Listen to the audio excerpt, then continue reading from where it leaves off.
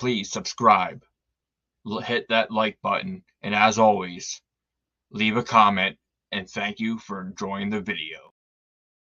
Shot to right, slicing toward the pesky pole, down the line, and he's going to be out of here! Line down the right field line toward the pesky pole, leaping up, and that ball is gone! That's a home run! A lot of our Nesson team as well. High fly down the right field line, headed toward the pesky pole. That one tucked in, and that ball is going to be against the wall and into second base. Number retired, and now Rafael Devers trying to retire that baseball inside the pesky pole. Welcome to another episode of the Pesky Podcast. I'm your host, Ritt. With me, like always, is my man, DC. DC, what's been going on, man? Not too much, man. Starting to feel better. Was a little dealing with a tooth infection over the weekend, so feeling a lot better though. So I can't complain. I still say she hit you, but we can't go on or off the record with that. So, man, DC, she didn't hit step ladder to hit me. Man, we're 7 games in, and the Red Sox are sitting not exactly where everybody thought they were going to be. We're was it 5-2? 1, 2, yeah, 5-2. We're looking pretty good. So, DC, what's something that really surprised you? With the A's series that we just watched. Probably the lack of offense in the last 2 games. They went off for 9 runs in the first game. Thought that was going to be a telling sign for the rest of the series. Obviously happy with 2 wins. 3 wins, but the last 2 were barn burners. Obviously didn't see it going in the 11th inning, a 1-0, win this tonight or today, I should say. But the pitching's been awesome. Bayo, he hates Oakland. It's 1 start. I'm not going to really overthink it. He responded well, until he got pulled out of the game. But just overall, pleasantly surprised. I know it's against the A's, so I know I don't want anybody to get on their high horse there. But hey, good teams beat bad teams, and you have to do it consistently to make up those games. So Bayo was, man. He doesn't do very well. The Coliseum there, and another thing they brought up in the broadcast was how horrible he is at day games. And guess who gets the ball at the home opener at a day game in Fenway Park? Bayo. He set the line up. So let's sit there and change the narrative. Let's sit there and hope he can pull it through, and start off with a solid performance at home. So, but DC, you, George, and I, for the Seattle series, we started a little something new here, and we started to pick the Totally Nasty Award for the best pitcher of the series, and then the series MVP also. So far this season from the Seattle series, I have 2, and you and George have none. But our picks that, we weren't able to pick them for the A's series because the podcast didn't line up because of Easter and everything. But our picks, DC, that you put them up on Twitter, so they were out there and everybody. Do you have those handy at all? I know I had Devers and Bayo, I believe. George had, George. Story and Bayo. I took Pavetta and Rafaela. And if it was defense, Rafaela would have definitely got the award. Some big plays last night. Yes, and he even had one today too. And he almost made another one that was kind of a juggling effect there. But we do after the Athletic series, the Totally Nasty Award had to go to Tanner Houck. And man, it was absolutely crazy. He had 10 Ks, no walks. Like, that was absolutely monster. And then Jaron Durant had a great series, 4 stolen bags. He was on base a lot more than, anybody else was really. So 7 for 12. 7 for 12. Yeah. And like I look at him, and every time he's on first, it's like he's gonna try to steal almost. You know what I mean? And 4 stolen bags. He had 3 stolen bags in game 1.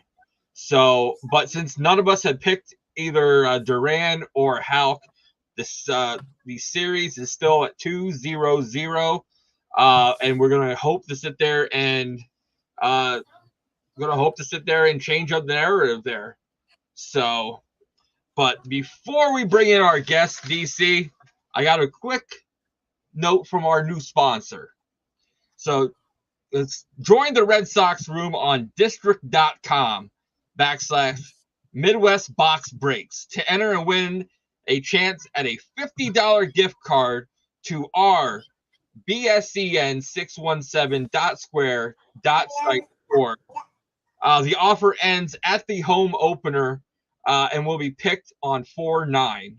So make sure you head on over. That is district.com/Midwest Box Breaks to have a chance to win a $50 gift card to our store. So, DC, without further ado, let's bring on our guest to talk about the next upcoming series we have, the Angels. So let's bring on Jose. Jose, what's going on, man? How you doing? Hey, man. How's it going? Good to be here. And excited to talk about some baseball. So let's sit there and talk. Let's talk about the Angels a little bit. What are your thoughts so far? We're early in the season so far, and things are going. But after your guys' meltdown, I'm gonna say from the trade deadline last year to releasing 5-6 players for no reason, all the way until the end of the season when you guys lost Ohtani. What are your thoughts about this team compared to last year? Yeah, no, I think that, there was a lot that went into, last year and even, going into this year. I think that the trade deadline last year could have and should have been a huge, move for us. But I think that obviously it didn't work out, and it was apparent, right away, in that Toronto series with, Giolito in his first start, and then Ward getting hit in the face by, oh my God, I'm completely blanking on his name, but yeah, he got hit in the face. So that was unfortunate. Ward was our third best player, I would want to say. But yeah, they got released just for money's sake, just to be under the luxury tax. So we didn't get, charged that, the extra fees and such at the end of the year and stuff like that, which is, a smart decision at the end of the day. If we're not going to make the playoffs, what's the point? But I think that, overall in the offseason, I personally, my thought process with the whole Ohtani thing was that if he wants to stay cool, I mean, it's Ohtani, he's been here for 6-7 years, it's going to be a good time. But if he's not going to stay, then, I think that it helps us out a little bit also, just because I think a lot of people don't realize that a lot of our pitchers have been very vocal about not liking the 6-man rotation, because of the fact that, if they've all grown up on a 5-man rotation. So they have their routines, they have their stretches, their workouts, their stuff like that. And I think a lot of pitchers have, come out and said like, hey, yeah, like it messed up our routine. And, we were a little thrown off by, the extra day off or the extra whatever it was. So that was kind of the issue with the starting rotation. And then with the DH, I mean, he kind of locked it up the entire year. And, I'm not, it's a good thing that he was obviously healthy, but because he was healthy all the time, we were never able to kind of mess around with matchups, since obviously he was a lefty, and sometimes he struggled a bit with lefties. So, we were never able to do matchups because obviously, he's a star player. You don't really want to, sub out, Ohtani for, I don't know, Joe Adele and stuff like that. So I wasn't that upset as, the baseball media thinks Angel fans were crying and this and that. Like, I personally really wasn't. I thought of it as like a positive note, I guess. I liked what Perry did this offseason. I think that he really uh, kind of attacked our biggest weakness, which was our bullpen. If you really look at the numbers, literally a lot of our games lost were late in games or, just blown saves in general. And I think that, obviously people were saying the starting rotation, which yes, it would have been nice and it would have helped. But I think that our biggest weakness for sure was our bullpen. He attacked that and the coaching staff, which was amazing. We have Ron Washington as our manager, and we have EY as our third base, Will Porter as our first base, Laker as our assistant hitting coach, I believe, and then we have Barry Enright as our pitching coach, which he was with Arizona last year. So I'm really excited for this team. I have no expectations. I'm not going to sit here and say that we're expecting to make the playoffs whatsoever. But I do absolutely think that we're going to be in a position to surprise a couple people for sure.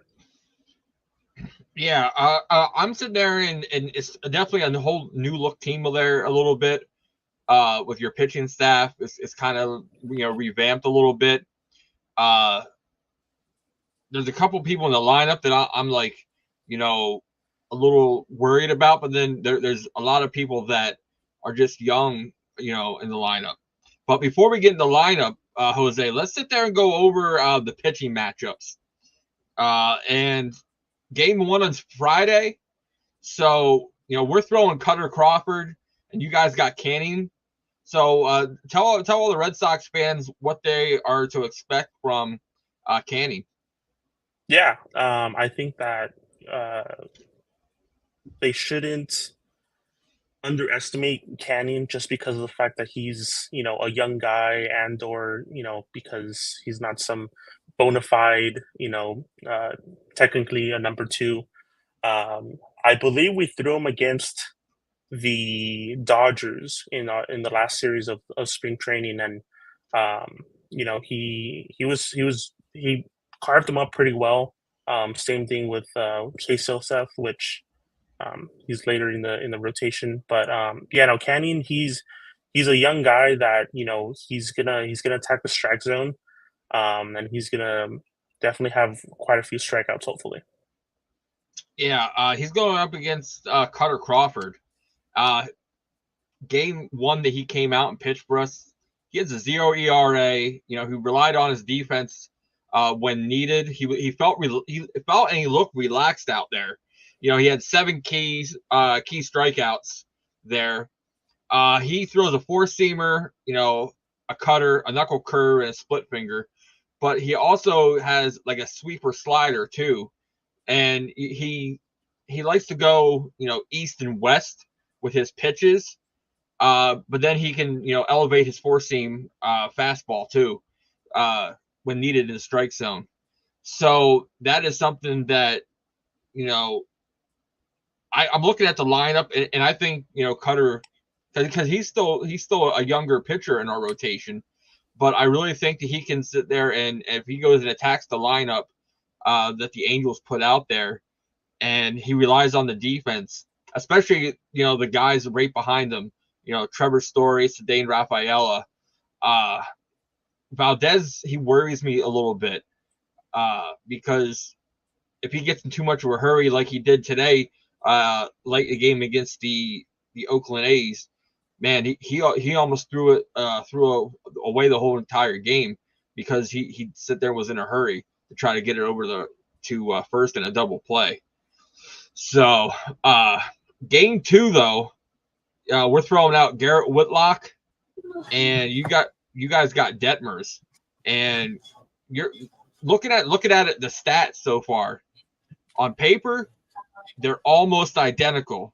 Whitlock has a 1.8 ERA. Detmers has a 1.8 ERA. Whitlock has 8 Ks. Detmers has 7 Ks. But what can you tell us a little bit about Detmers pitching style for what the Red Sox can expect? Yeah, no, I mean, I personally think Demers is our ace. I trust Walsh in a lot of things that he does. You know, he's a great manager.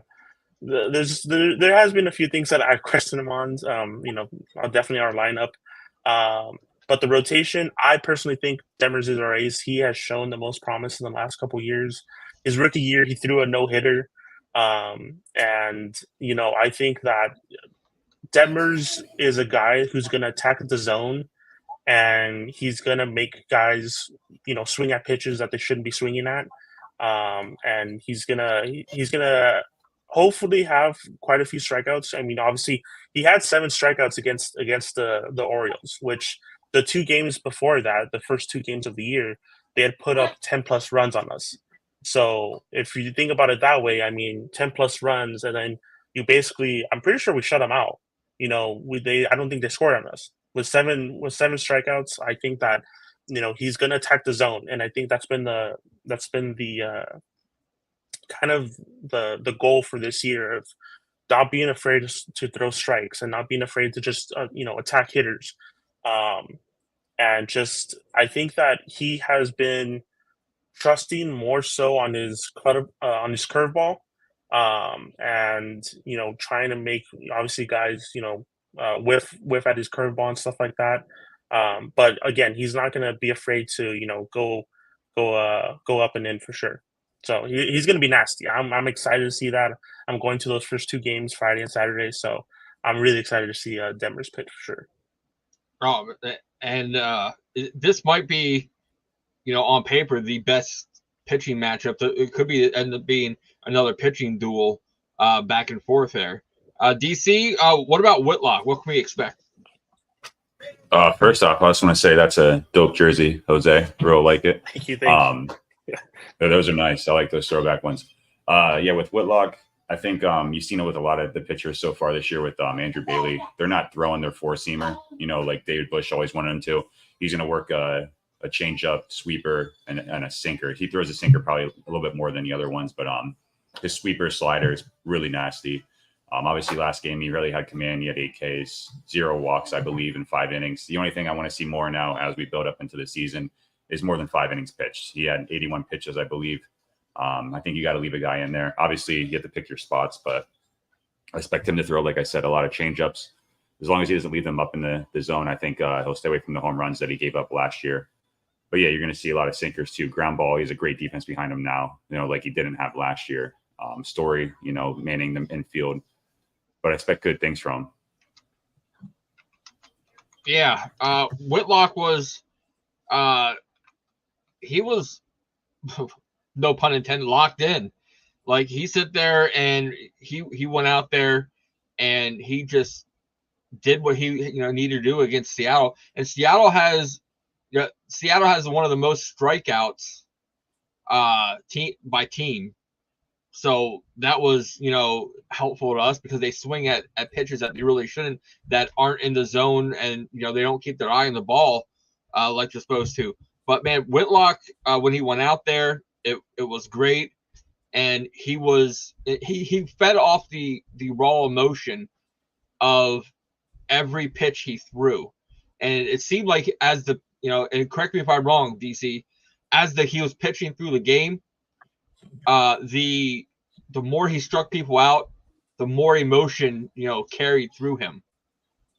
Which is good too, because, you know, with Whitlock and Alk, we worry about, you know, the second time, the third time through the order is how they're going to respond. How are the other teams going to adjust against them? And obviously, as you just said, he got stronger as the game went on. Like I said, now you couple that with building his arm up, get him closer to 90 pitches, 100 pitches. I wouldn't go anything higher than 100. But yeah, that emotion grows, you know, I think is a good thing for him. He just has to just maintain that, you know, through the season as he's facing, you know, lineups deeper into the game. Jose? Yeah, no, I was kind of just wanting to kind of piggyback on what DC had said, that he had said that if, you know, as long as he could keep his pitches, you know, low, then go later in the game and stuff like that. And I want to, you know, kind of just added that our mindset this entire year has been actually the opposite of taking pitches and trying to, obviously have guys have a higher pitch count. I know that Luzardo, I believe he did go into either the 6th or 7th, so we didn't work him that much, I guess. But Puck, which was, I guess, today, he had like 30 pitches in the first inning. And by the second inning, or by the third inning, he already had like 60, 65. So the mindset's definitely, try to work that count, and try to have these pitchers throw as much as they possibly can. Because I think the goal is that if we can't reach the starter, we're definitely going to try to run them out and try to hit the bullpen for sure. Yeah, and it seems to me there's a couple pieces in our bullpen that we'll talk to about a little bit later that aren't really that aren't doing what they're supposed to do when they're called upon. So, but game 3, we're throwing Tanner Houck in there, and you guys got, was it Silseth? I believe so, yes. Silseth, completely opposite on paper. Houck has, a 0 ERA with 10 Ks. And Silseth has 5 Ks with 9 ERA. So Silseth, what can we expect from him? Yeah, he's the identity of this team is definitely going to be a young team. So he's a young guy that a lot of people thought and wanted him to be in AAA just because he has a lot of potential and he has the stuff to be absolutely nasty. But I think the issue was kind of the control at times, and kind of getting his jitters down. But we threw him against the Dodgers, and he carved them up. So being able to kind of really, I think it's more so of just having him kind of control his emotions and really just trying to, again, just attack the strike zone. It was unfortunate that he kind of got beat up by the Marlins. But I really do think and hope that he could bounce back and be the guy that I think most of us know that he is, which is going to be the guy that is going to be a strikeout guy for sure. Yeah. And he's going up against who I dubbed Houkamania. So, DC, you want to talk about Tanner Houck and what he's going to bring to the table? Yeah, he. I think last year he threw a lot of 4-seamers. I just touched on that a little bit before with the new pitching coach. They have a different philosophy. I mean, the pitching coach this year, he's more. And I read a quote that I liked a lot and it made a lot of sense. Was your fastball is more like a jab, and if you're not pinpointing them throughout a fight, you're gonna get hit right back. He throws a sinker, slider, and he's just looked nasty, and his control has been a lot better this year. Granted, one start against a pretty lousy team, but he's gonna go out there. He's another guy, though. Is he gonna make it through the second time through the order, the third time? And he showed, I think 6 innings last night, 3 hits, if I'm correct. I just was looking at it on 2 seconds. Yeah. Oh, right here. 10 Ks. He tied a career high that he got, I think it was in 2020 or 21. So he's going to give you consistency, but he has to just kind of, ride that throughout the season. I'd like to see him around 6 innings. That's a perfect number for him, I think, especially with the 3 guys that they have in the pen with Winkowski, Martin. Jansen, obviously, he's a professional closer. He'll get your heartbeat going a little bit and your anxiety going, but and he hasn't been the best as far as his walks. But as long as Houck's going to come in there and control the strike zone, lead the ball low, not float anything up, and give up the home run that seems to hurt the Red Sox last year, I think he gives you a really good chance to win. Yeah, so that there is the 3 games for the pitching matchups. Let's go real quick. Jose, you're also gonna get a pick for yourself on which player will be getting the Totally Nasty award for the best pitcher in the series. So look at the pitching matchup myself, and I'm gonna have to go this time around. I got it. I'm gonna go Cutter Crawford. I'm going Cutter Crawford. Totally Nasty award. You don't know this, Jose, but he loves Cutter Crawford, man. I mean, He's good. I think actually, it's funny that you say that because I think I actually added him to my fantasy his last start, and so I want to say I'm a fan, but I can't be a fan this time around. So Yeah, man, you don't know Jose. The first series, how Crawford was going to pitch game 3, and him and George thought I was going to pick Crawford, and it hurt me so much to take Pavetta over Crawford for the Totally Nasty award. I was surprised, but it got me a point. I loved it. I needed it. So, but this time around, I can't let Crawford. I can't pass him on twice. So, I got a question for Jose. Sorry. What's up, man? When you're doing fantasy, I love fantasy, so you're speaking my language. I'm actually in 3 keeper leagues, and the Ritt's in one of mine as well.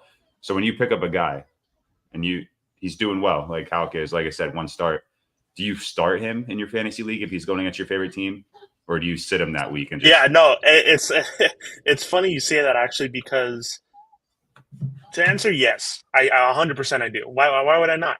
Especially because I know kind of what to expect. But it's funny you say that because the third game I started Dean Kramer against the Angels, and I was like, I'm either going to win or I'm going to win. Either I'm going to win in fantasy, and Dean Kramer is going to give me a lot of points, or I'm going to win with the Angels actually winning the game. And technically speaking, I actually won both, so it kind of worked out. Yeah, you got to love those games where they're playing your favorite, pitching at your favorite team, and they go like 8 innings, 2 earned runs, and then your team ends up winning by 1. You know what I mean? So, no, I respect the answer. Yeah. That's what I would do too. No, that was crazy because DC, in the one we're in together, I had Luis Castillo and I had Brian Bayo, and they pitched against each other opening day. I had to play them both because I looking at my pitching matchup, my pitchers I have, I need as many Ks as I can get to try to catch back up because that's one of the only categories I'm not close to the top in. So I'm like, you're in first place right now, though. Very early, but you're in first place. I'm surprised. Like looking at my team, I'm 110% surprised. Hey, man. So, but Jose, who are you picking for your Totally Nasty award for this series? Pitcher, right? I got to go with Demers, man. He's my guy for sure. Okay, and much respect. If you would have picked a Red Sox pitcher, then all of a sudden we would have been like, wait a minute here, But much respect. I respect Detmers, a lot. So, DC, who are you going on record as the Totally Nasty award? Did we ever establish? Does it have to be a starting pitcher? No, it just has to be a pitcher. Dude, I'm going Weissert. He threw us frisbees, man. I'm probably gonna, end up losing this one because obviously you have more opportunity as a starter with all the innings compared to 1 inning. But dude's been filthy. Like his changeup, I think he throws a changeup. I could be saying that wrong. No, not a changeup. He throws a sweeper, a sinker, and a 4-seam. He does have a changeup, but he uses it like 6% of the time. I don't know, man. Just watching him, I think he has 3 innings pitched, 4 strikeouts, but his sliders are disgusting. They look like you're throwing a frisbee. I'm gonna go outside the box on this one, and I'm gonna take Weissert. Okay, and technically you're not going outside the box because remember in the Mariners series, he took his closer, for the Mariners out there. So you're not wrong, and all consideration, Weiser could sit there and he has just as great as chance as anybody else. And to go on, shit out of me. And to go on the record, George has taken Whitlock for the series. You know what? I'm glad I went Weissert then because I was going to go Whitlock. So there you go. That's our picks for the Totally Nasty award, and we're going to throw it out there one more time for the OG. Totally Nasty. So, but next up, we're going to go lineup. So, last series we kind of bunched in the outfield. So this time we're gonna go cover first, second, then we're gonna cover shortstop third, Then we're going to cover catcher, DH. We're going to kind of group them together this time to help out. And then we're going to go outfield singly. So let's sit there and talk. We got first base. The Red Sox have out there Tristan Casas, and we've been playing Valdez, who is Juan Soto's illegitimate baby brother, just at a cheaper price, which I'm glad for. And first base, you guys got Sanyo? We have Shanawell. Okay. And Drury is your second baseman. So yes. So tell everybody about, what to expect from your first baseman and second baseman over there at the Angels. Yeah, my bad. Can you repeat that? I'm sorry. Can you talk about your first and second baseman for the Angels for what to expect? Yeah. So Nolan, I'm sure everyone kind of knows that, we drafted him and basically called him up right away. He's a contact guy. That he just gets on base. He's not going to hit 45 home runs every year, but he's going to be a guy that gets on base. And I think his current streak is 34 games to start his career on base streak. So he's going to be a guy that he draws walks. He has a great eye at the plate, and he's not afraid to go down 2 strikes, and he might just end up getting that walk anyways. So he's a scary guy. He doesn't have crazy speed. He actually got thrown out at home, I think yesterday, unfortunately. But his baseball IQ is crazy. And then Drury, I'm not sure how familiar you guys are with Drury, but he's a great glove. He's a guy that has the potential to hit home runs. I don't know off the top of my head how he's doing offensively right now, but I do know that I think he got quite a few hits at the during the Marlins game, and he drove in a few RBIs. So he's definitely going to those two guys are going to be if they're on, and they're going to be kind of scary for sure.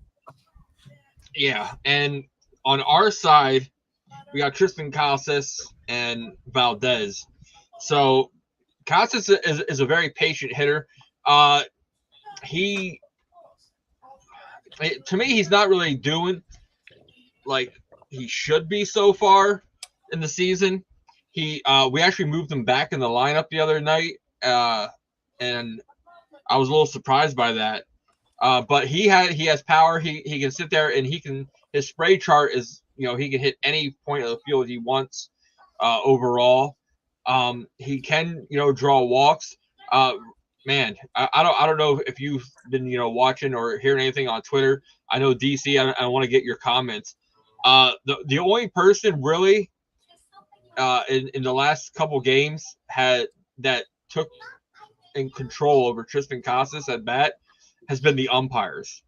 They have been calling, like, he had a 6-pitch at bat and he struck out on 6 balls thrown, like legitimate balls. And like, I don't understand how, these umpires can sit there and be that horrible at their job. DC, what was it last night? It was the same thing. He came up in a clutch at bat and the umpires called him out yet again. Yeah, I touched on this a little bit. I think it was what game? It was one of the Mariners games where they put them they put themselves in position where they only scored 1 run, so you can't bank on the blame it on the umpires. Obviously, you got to play your game the whole game, and I hate bashing and blaming the umps. I'm not necessarily fully blaming them, but some of his at bats have been pretty bad as far as the calls he's getting. I think the call last night was like 5 to 6 inches below the strike zone. He got called out on strikes. He's had 5 strikeouts so far this year. Obviously, you want to see a little bit better there. But yeah, it's tough to get a hit already in the major leagues, and then when you throw that against you, it's even harder. But I think he'll adjust. it's just been bad umpiring, across boards. And it's been on both sides too. Maybe not so much in the Athletic series, but in that Seattle, at least the umps were calling consistently for both pitchers. I think Castillo got more calls because he was living a little more on the outside corner than Bale was that first game. But Casas has crazy power. He'll hit it all sides of the field. I thought he had a home run the other night. It ended up being a double, I believe. And I think if that wall wasn't as high as it was, it would have been over in another park. But just some unlucky situations. But I think it'll come together. Yeah. Sorry. And Valdez, he has wicked power. And they compare his swing and his approach to Juan Soto. That's why I sit there and call him Baby Soto, but with a much friendlier cash price tag, with him.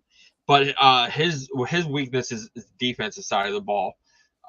It's not like we struggle at the second base overall, and I don't think with Reyes in there, we can sit there and be consistent because Reyes is great on on the defensive side of the ball, but then his power in the bat, isn't like Valdez. So it's kind of like you want to combine the two, but you really can't. So Jose, if you see a ball hit to Emmanuel Valdez, he'll just be ready to that. There's just assume that they might get on base. Dude, it's like the most routine play. Like, I'm not trying to trash him because he's not my favorite team, but anytime it could be a slow roller, that could be a routine ground ball, dude. Our guys they got some speed, so I don't know. That makes it worse too because you're already worried about them beating something out. But yeah, it's just even like his transfer on double plays looks so like I don't know clunky. So anytime you see a hit to him at second base when he's playing in this series, just you might see something that you're like, oh, okay, that might actually end up a guy on base. So yeah, but let's go the other side, and let's talk shortstop and let's talk third base. Shortstop, you guys got was it Neto? Yeah, Neto, and then a third base. Do you even want me to say his name? Is it too early in the season? Go ahead and say it. Does the man need a vacation already? So you guys got Rendon. Like, I don't know what you guys like, what the lifestyle is out there, but when he went from DC to the West Coast, there must be something out there because now he feels like he has privilege. Like, oh, we play too many games, but I still want the money. Like, I don't. What is up with Rendon out there? Yeah, I think that what it is that I don't know. I mean, to be honest, the way I kind of look at it, and I've kind of joked about it. I was like, I want long curly hair Rendon back because the entire time he's played for us, he hasn't had his long hair. So I'm like, I want curly hair Rendon back. But no, I think that personally, his comments kind of got blown out of proportion, to be completely honest. Especially because a lot of major leaguers kind of actually agreed with him. They said that, that a lot of fans would be surprised at how many players actually think the same way he does. They're just not, openly saying it. I'm not saying that I agree or disagree with what he said. I just think that maybe his delivery wasn't the best, and I think that he already had a bad reputation as it is, that he probably wouldn't be the best spokesperson for a movement like that. But yeah, his defense is still there. He's still going to be that guy. But I don't like, and I hate the fact that he's leading off for us. It's horrible. It's like I had mentioned before that I don't question Wash on a lot of things, but batting him lead off all those games was just it really boggled my mind. And people were saying that it's because he has like a pretty good OPS, higher up in the lineup, and they're obviously if he's on base, so the first two guys, Trout, 2 guys on base for Trout. Obviously, like that's just a disaster for any pitcher.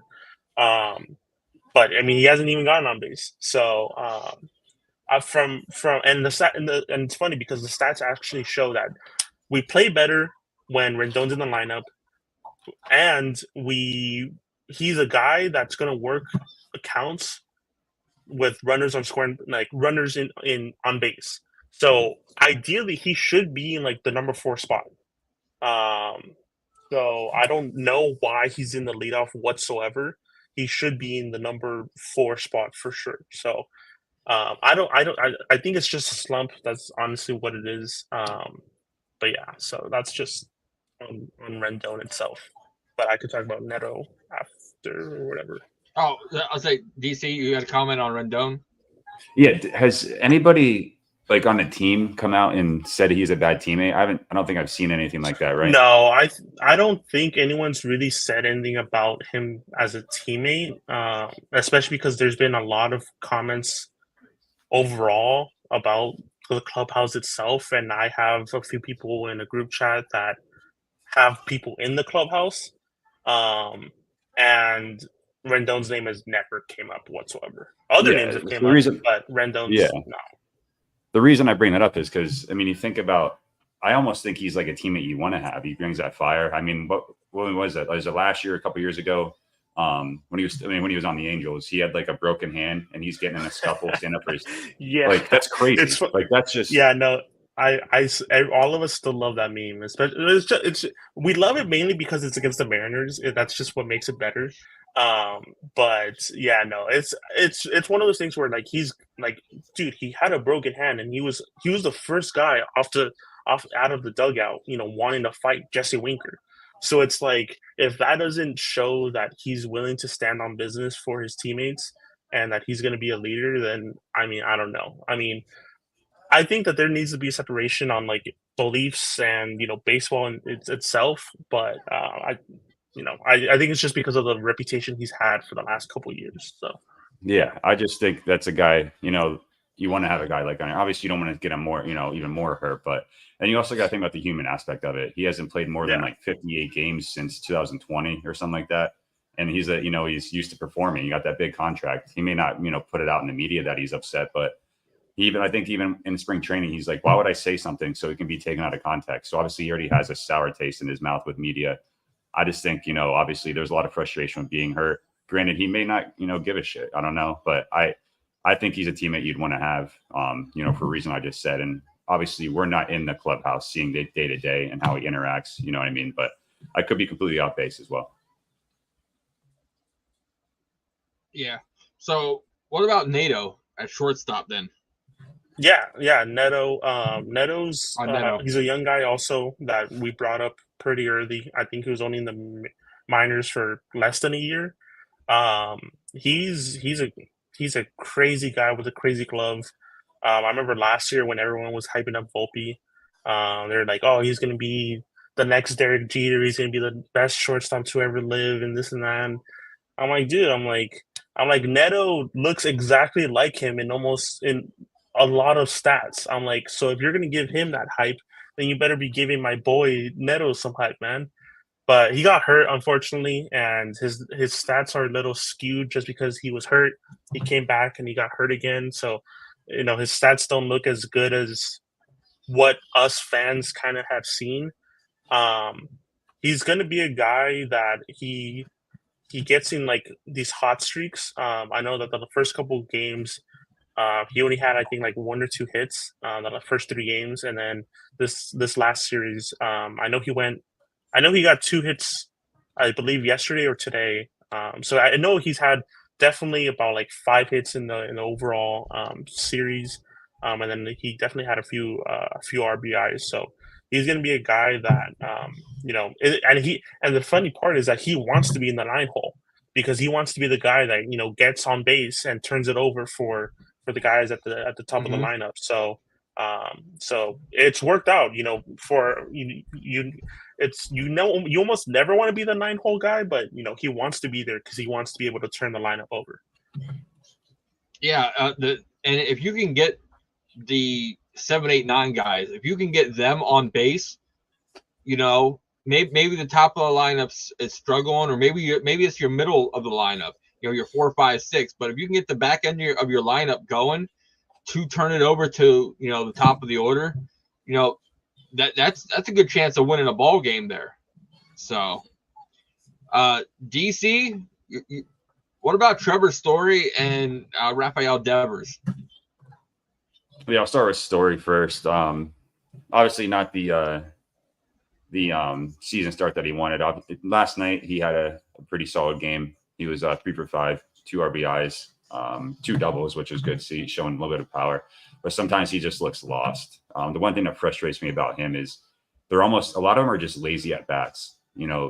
Weird swings. Just taking strikes right down the middle. I understand that these are major league players, throwing sliders that start off, in the outside batter's box. But it's Trevor Story. You're making a lot of money to be able to read those pitches, and sometimes he just looks so lost. Obviously, I expect a little. I mean, very early sample size. So I'm being nitpicky here, but you expect more than 1 stolen base. But you can't steal bags if you're striking out, the majority of the time. Hopefully, he turns that around. I think last night was a sign that he is, see maybe how much this West Coast trip is really affected him. I think once he gets home, maybe, becomes more of himself. But I'm expecting big things out of him. Without him having a good year this year, I think the Red Sox are going to not be where, we want them to be. As far as Devers, I think the shoulder's playing a little bit more into it than they may be leading on. He's got a home run first game, but other than that, he really hasn't done anything. He was 0 for 3.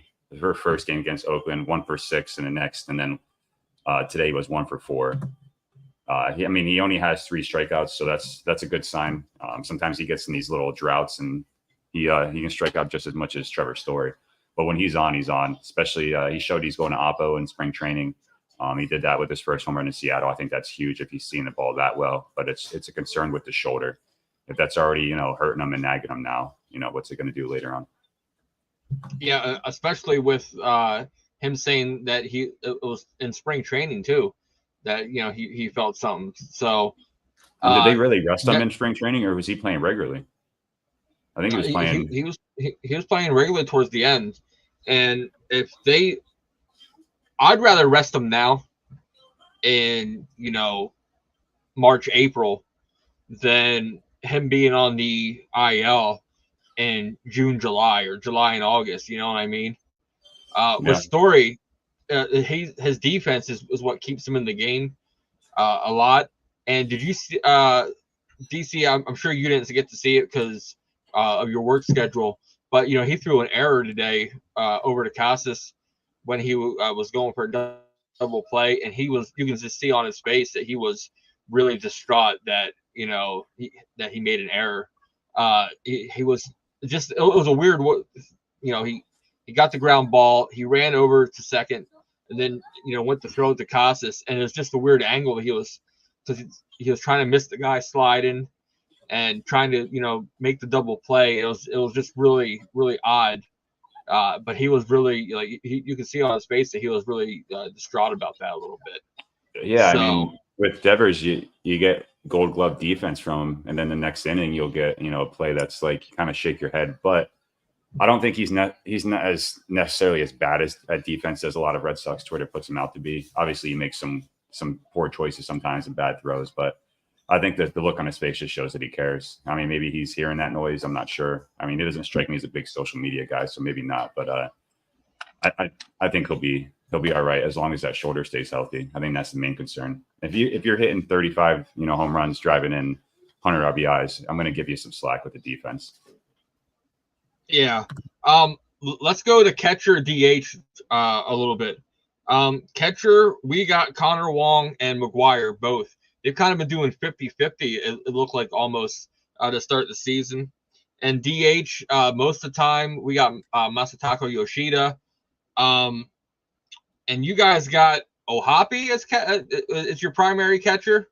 And DH, we talked a little bit, and it's kind of like a DH by committee. So let's talk about Ohapi. Yeah, Ohapi. Also for DH, I was kind of honestly just gonna go with Sano.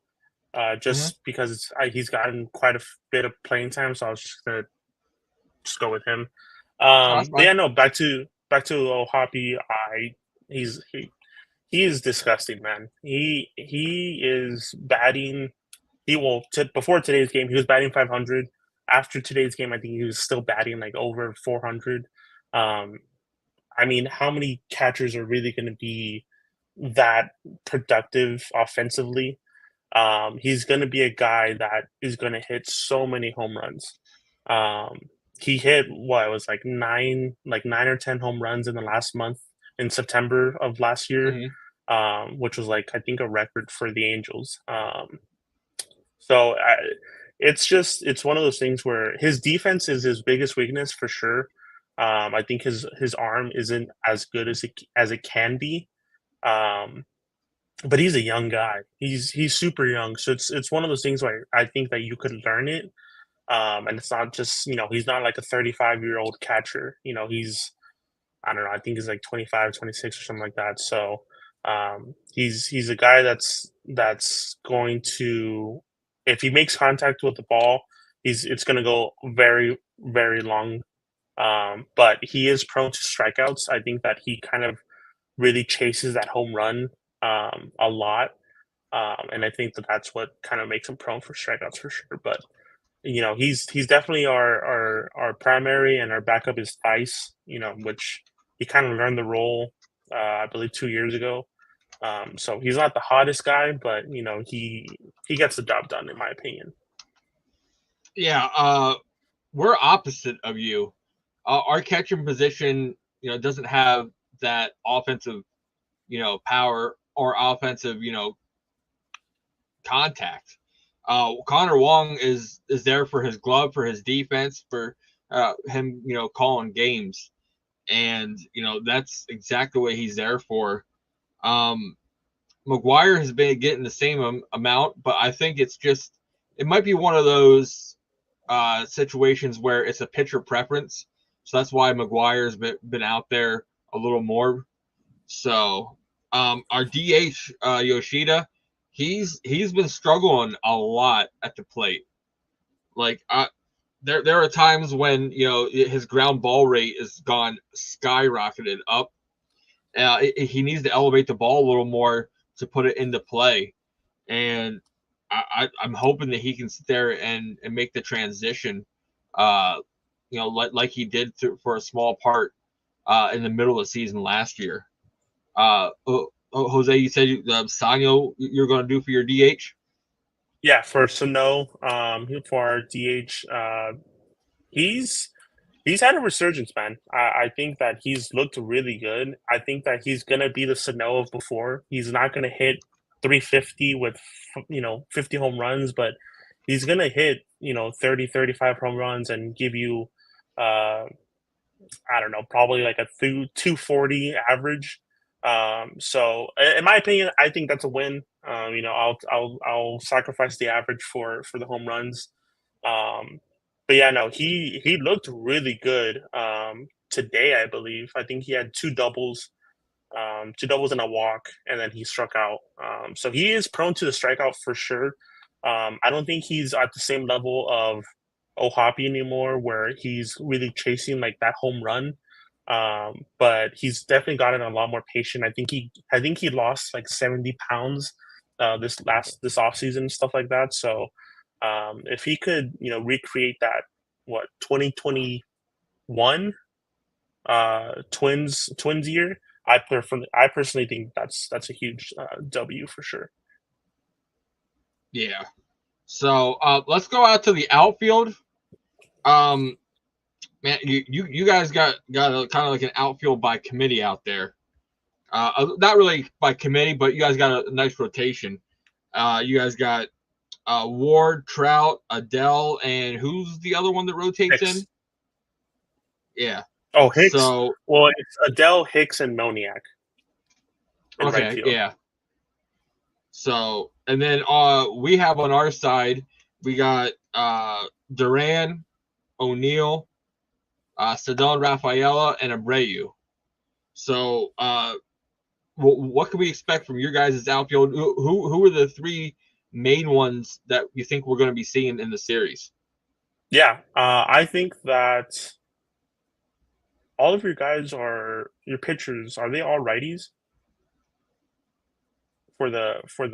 Yeah, yeah, So I think it might be not split, but I think that it might be a split between Hicks and Moniak. But I think Moniak might get more of the playing time just because in right field, just because obviously he's a lefty. He struggles against lefties, so if a lefty comes in, we'll switch him out with Hicks.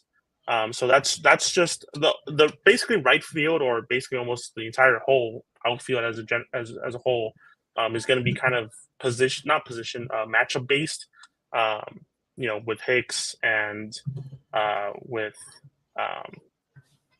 Hicks and Adele and Moniak and such. So yeah, Moniak's he's a young guy. He hits for power.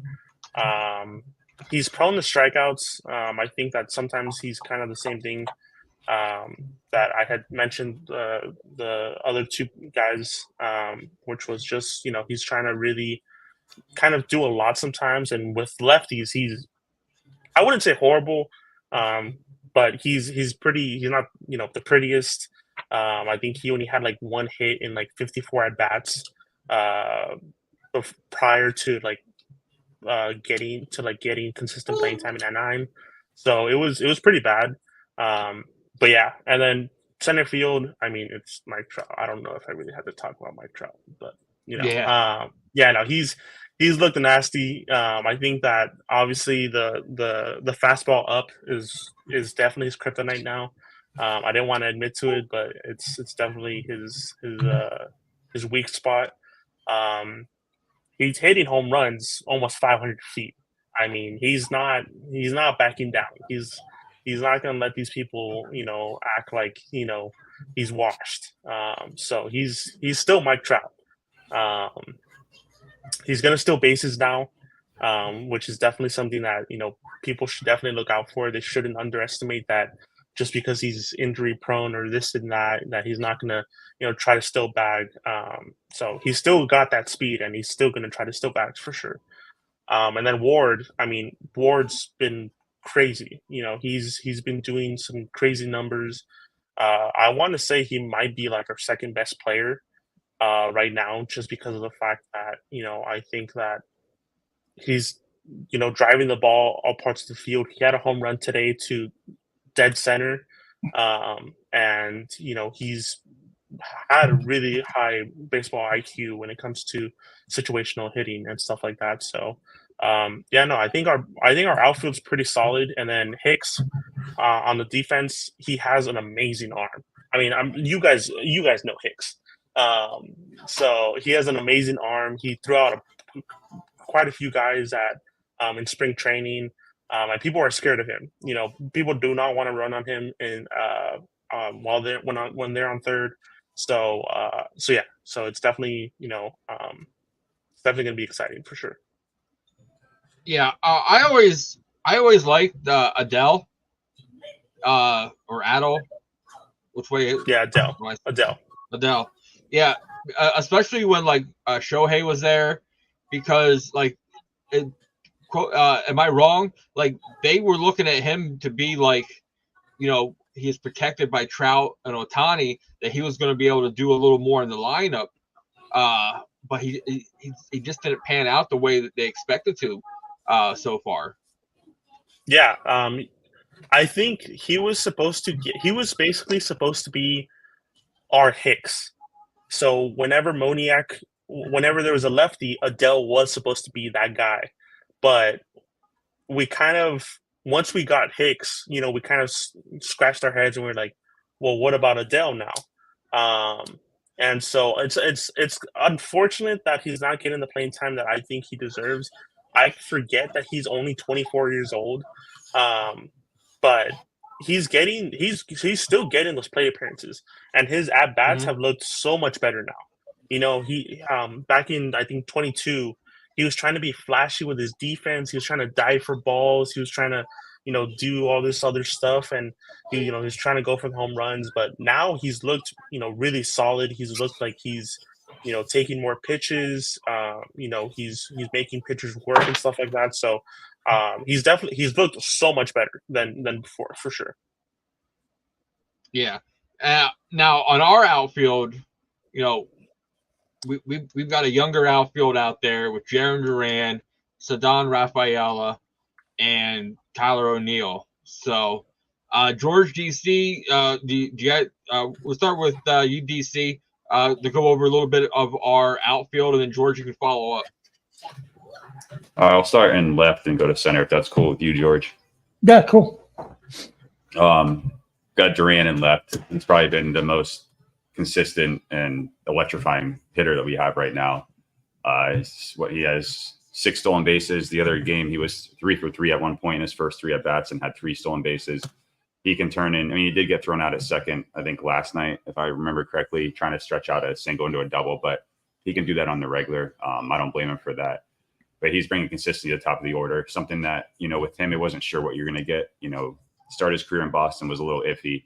He had some miscues out in the outfield. His hitting was a little subpar. Last year, he went on a nice streak before he got hurt. So you're kind of wondering, where does he lie in the middle of that? Or, is he closer to the high end or low end? And he's been proving that, so far he belongs at the top of that lineup. And you got Rafaela. He hasn't done as much with the bat as we, would hope, but he is a rookie, but his defense is making up for it. He had a great play last night in the 11th inning that very well saved that game that the Red Sox really haven't had. I think Ed Hand was talking about it on Twitter. We haven't had somebody like that out in the outfield that you can really count on to make those plays in that time. But he's making up for it. I'd like to see him get on base more, obviously add to those stolen bases. George? Yeah, and if you go over to right field, we got Tyler O'Neill coming over from the Cardinals.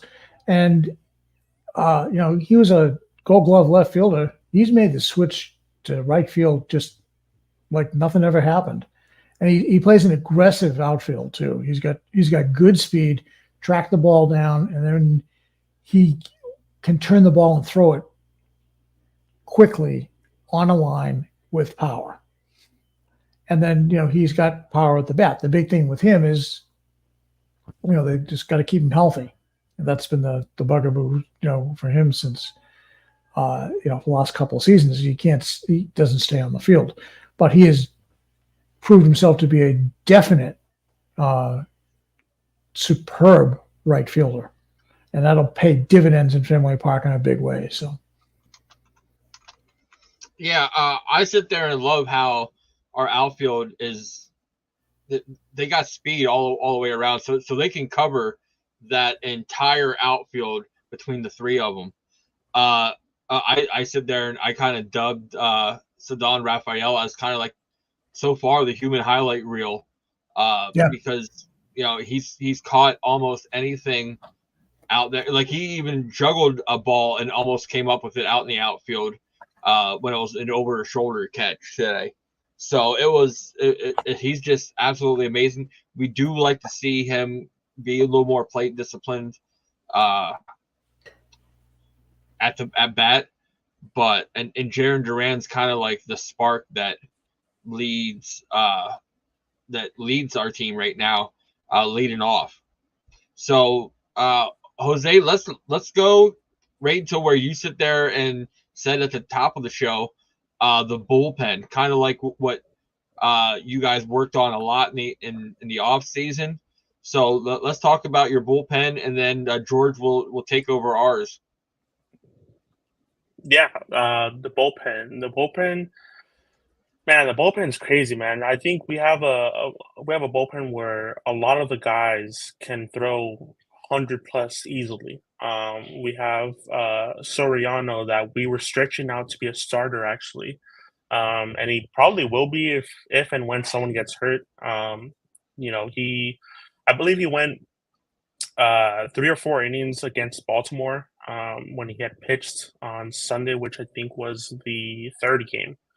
And then during spring training, I think he went 5 or 6 innings. But he's throwing, 100, 101, 102 miles an hour.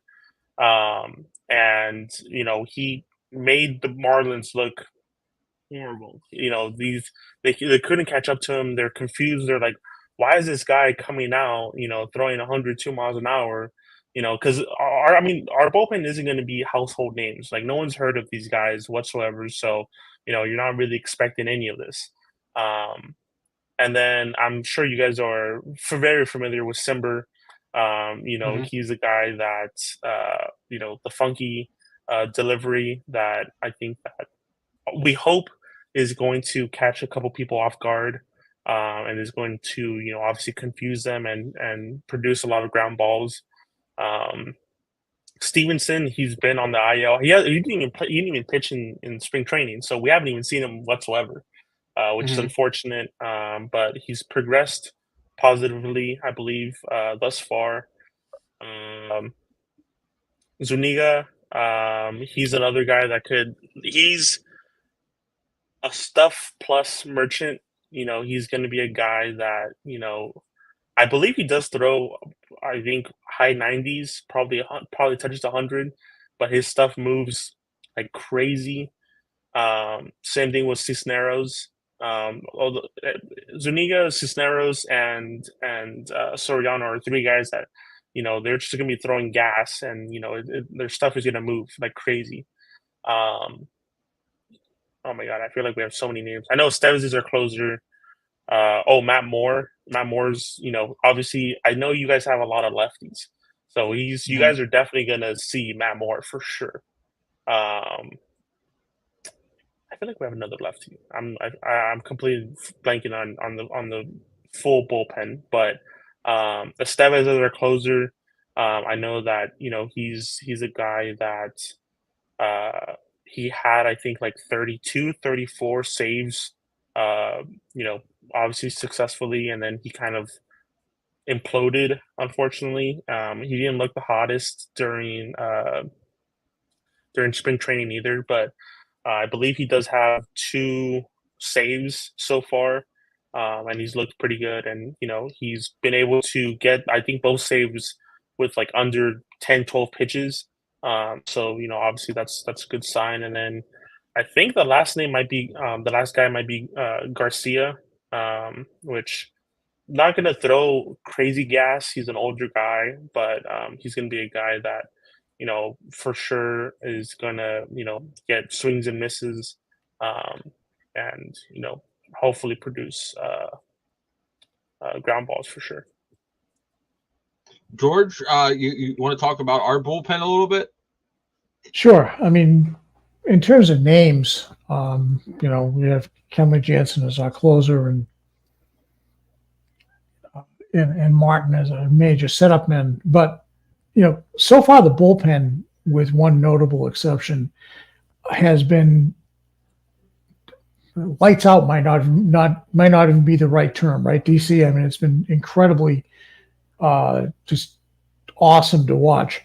The kid Slayton that we got from the Rule 5 pick that originally from the Mets, that we plucked him, has been phenomenal coming out of the pen. Was put in a tough situation for major league outing, but has more than made up for it there. Isaiah Campbell, I call him Stash Man. Love his stash. He looks good up there in the mound. Looks just totally mean. With Jansen and Martin at the end, that's good. We've got a third part of what I've dubbed him the 3-headed monster, and Josh Winkowski. They tried him out. He was a starter in the minor leagues. They put him in the bullpen last year. He threw 60 appearances out of the pen, and he just comes in. And when he's a reliever, he goes from 94, 95 as a starter to 97, 98, 99 as a reliever. And he comes in and pumps gas. And he can do it for 2, sometimes 3 innings. And he's a bridge. If you need the long guy, he can be that guy. And he's just a bridge to the other 2. And last night, where they already burnt Martin and Jansen, he came in and finished out the game throwing gas. And then you couple in, we've added in Chase Campbell at the end. Good veteran pitcher, not going to hurt you. And Greg Weissert, who we picked up in as part of the Verdugo trade, comes in at an odd arm angle, which keeps hitters off balance. So our bullpen is a strength. I think except for Joely Rodriguez, who is our only lefty, who after the first loss, I think most of Red Sox Nation wanted to buy him a ticket to anywhere in the world except for Boston. And but he's kind of come back and kind of done what he's supposed to do. But yeah, our bullpen is a very strong one. And if the starters can go 5 or 6, you have a tough hill to climb to get past these guys. Well, George, you missed it earlier. DC, do you want to tell George who you took for your Totally Nasty award for the Angel series? You ready for this, George? Hit me, baby. Hit me. Weiser. No way. Really? There's the underdog candidate right there. I like it. Playing some disc golf out there. So excellent. Yeah, and just a quick recap. Jose took Detmers for the Angels. I couldn't pass up on him twice, George. I took Crawford. No surprise. Shocking. Absolutely shocking. You probably couldn't guess that one. No. But if nothing else, he's consistent. So yeah. But Jose, you said you got a comment on the bullpen? Yeah. The only comment I have and/or want to say on your guys' bullpen is, and I haven't seen Jansen pitch this year, so I don't know if he is good or not good this year. But I will say that in recent years, I am not that scared of Jansen. I feel like Jansen is like Kimbrel in the sense of he's not as scary as he used to be, and his stuff isn't as crazy as it used to be. I feel like Jansen gets rattled very easily. And I know he hates guys at second base. So all we need is a double, and we got a guy automatically at third. So that's all we need to do. And I don't know. I mean, he might lock us up, and he might absolutely kill us. But I'm not gonna assume that we're out of the game just because he comes in. He hasn't been stellar. I was gonna say you're not scared because you're not a Red Sox fan. Like I get scared every time he comes in now because like today he almost blew the save opportunity. He couldn't find any of the pitch locations that he needed, and he can't count on the umpire to call outside, inside, for him. He's got to make the strikes himself. So I get you there. Like Kenley is not the Kenley, when he played out in LA. To me, he's put on a little more weight, which is causing him to have back problems. So and not only his physical appearance and his physical issues he has, but I think his attitude's starting to show that it's a little piss poor too. Am I right, George and DC? Oh yeah, I agree. Something's going on with him. He's not right. I mean, he's got to bow out of the game, not going in the other night, and he's just not got his stuff. I owe it to the fact that he didn't have much of a spring training, so he's still trying to get his stuff together. But yeah, the attitude thing, yeah, something's going on there. But I just want to. I just want to. I think he's hurt too. He could well be, But either go to the IL or you pitch. You pitch a game. Short. You're a major league closer. You're making $16-18 million a year. If you're hurt, then you're hurt. You go on the IL. You just don't make excuses like that. Not this early in the season. So, let's go for the series MVP. We'll sit there and start with you, George. Who are you picking for the series MVP? All right. Well, I didn't get it right the last time, but I'm going to stick with my horse in the race, which is Trevor Story. He's due for a breakout game, and why not in Anaheim? DC, who do you got? I'm taking the guy that's on fire right now, Duran. I think he continues his streak, and I think he hits a home run this series, steals another 3-4 bags. throw a couple doubles in there. Okay. Well, steals. Jose sit there and made a huge point. Oh, Hoppy, he's not that defensive catcher, so this might be another steal in the bag series for not only Duran but possibly Trevor Story and Rafaela too. Jose, who are you picking for series MVP? I want to go with my guy Trout, but he hasn't looked the hottest, so I'm gonna have to go with Ward. Ward, okay. And me, I'm gonna sit there and switch it up a little bit. I think it's time for him. A little me Casas, Su Casas, Tristan Casas that's about my pick for the series MVP. I think he's going to get. I don't want to say numbers, but I'm saying 2 home runs this series. 2 home runs this series. So, but yeah, those are the series MVPs picks.